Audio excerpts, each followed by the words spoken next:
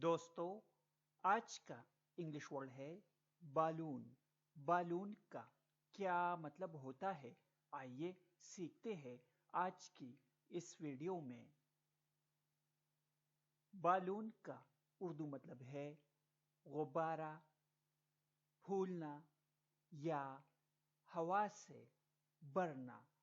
आइए इस वर्ड को सेंटेंसेस में इस्तेमाल करते हैं। The child held a red balloon. इसका मतलब है बच्चे ने एक सुर्ख गुब्बारा पकड़ा।